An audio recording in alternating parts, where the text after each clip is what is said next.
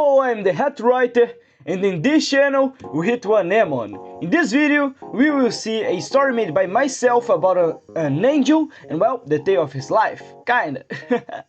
If you didn't see the first part of this series, go to the description, the link will be there. But let me give you the real synopsis. How many lives are forgotten for our beloved ones? How many times do you have the disposition to remember the love tales of other lives so we can live our own life in the best way possible? And one last question, how far would you go to show your love? So, before we begin, don't forget to subscribe, share, like, and comment. Whatever you want, unless it's hate, because hate's bad, kids. So if you can do that, thanks, that's help a lot. So let's begin, shall we?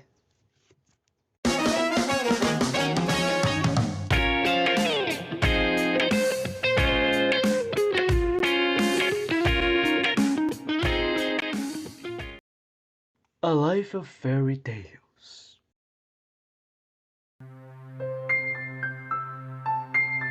Chapter 1. A Bouquet of Pansies and Camellias, Part 2. In the last part of A Life of Fairy Tales, a light then consumes the whole place, and only two beings remain, the creature and the priest. The priest lets out a slight sigh and begins to approach the creature, who turns to him and says, I am sorry, priest, for standing glass. I know that some mortals are concerned with material objects. The priest looks curiously at the creature's eyes.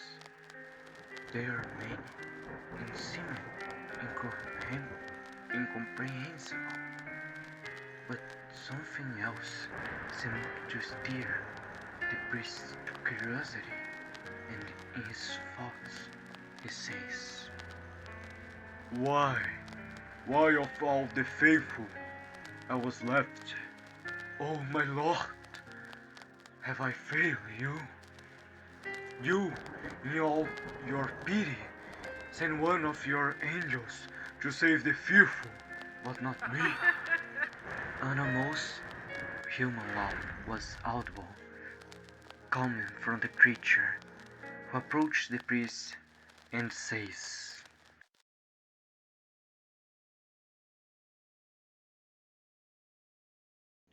beginning this part in 1, 2, 3, let's start, shall we?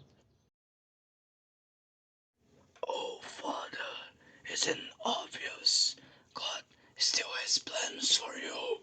You have led so many into His embrace, so don't worry, you have not failed our Lord.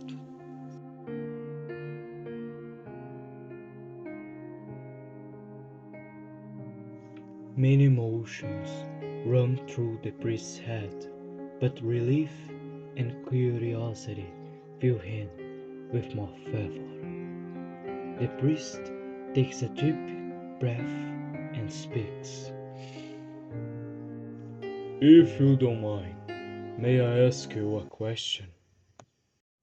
He was trying to keep calm while looking at that divine being, who looks surprised and says,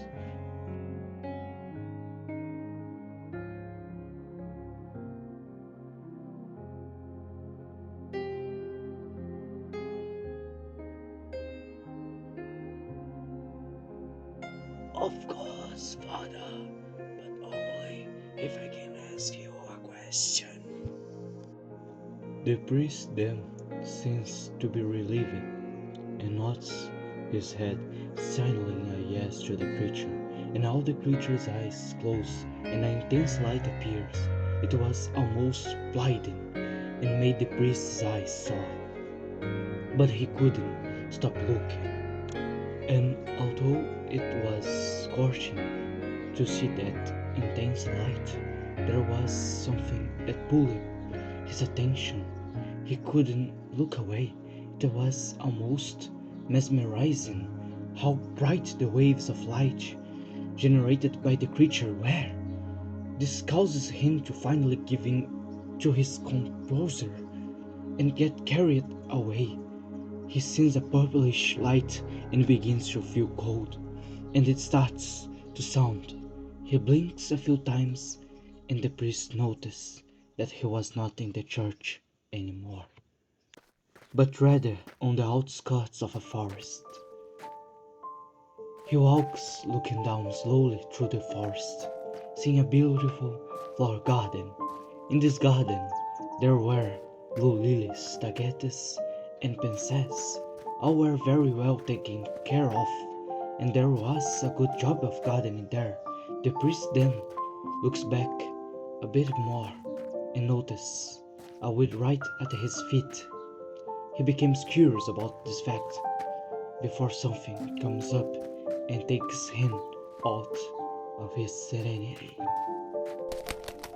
The sound of wings beating startles the priest, causing him to look again at the flower garden and look upwards, and he sees a totally reddish and empty sky with only a bright red moon.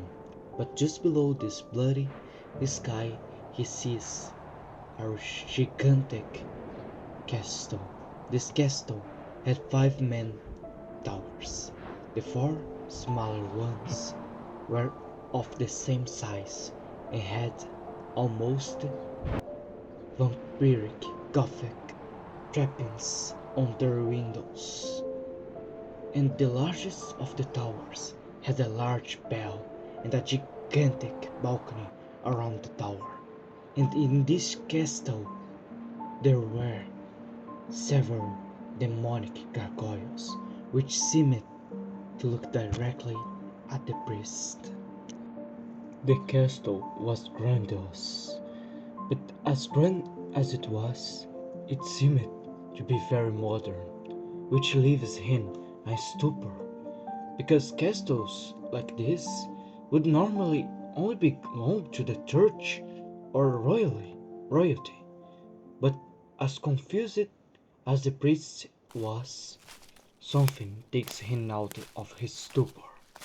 Very faint sounds of footsteps come from the trees, causing the priest to look away, and in the garden above the fences he sees a woman who looks at him with contempt.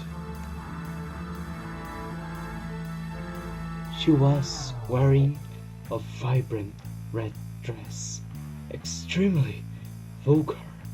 Her face was aristocratic and almost hypnotic, and seemed to contain a murderous smile.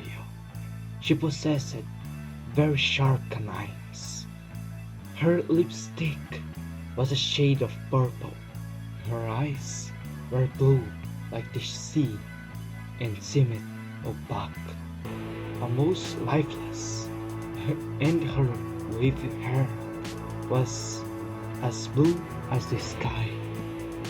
The priest didn't have time to speak before he heard the dark voice say,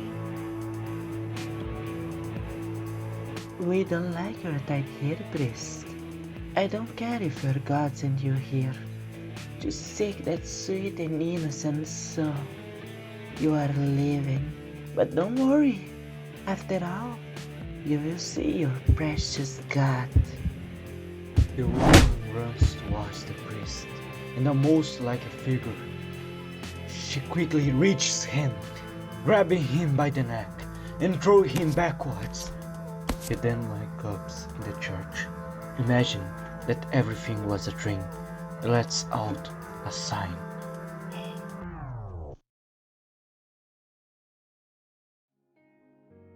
Is something bothering you in this form?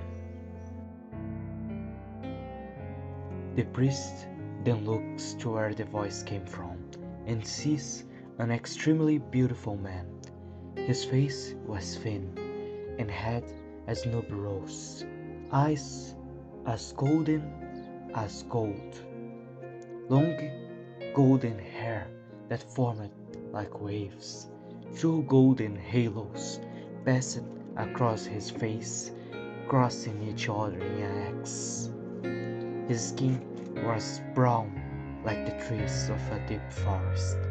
He possessed a beautiful pair of wings, whose feathers were like white as snow.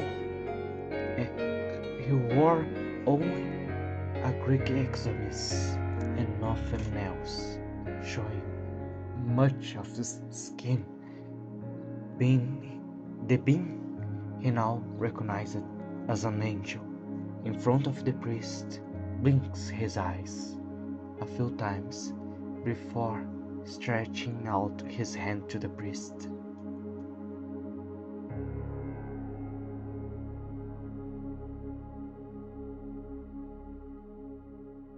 Continuing the next chapter of A Life of Fairy Tales. If you liked this video, don't forget to subscribe and like, please. That's help the channel grow. So please don't, and while the next part doesn't come out, watch this video right here on the screen. Maybe you'll think they're interesting, or maybe not. See you later.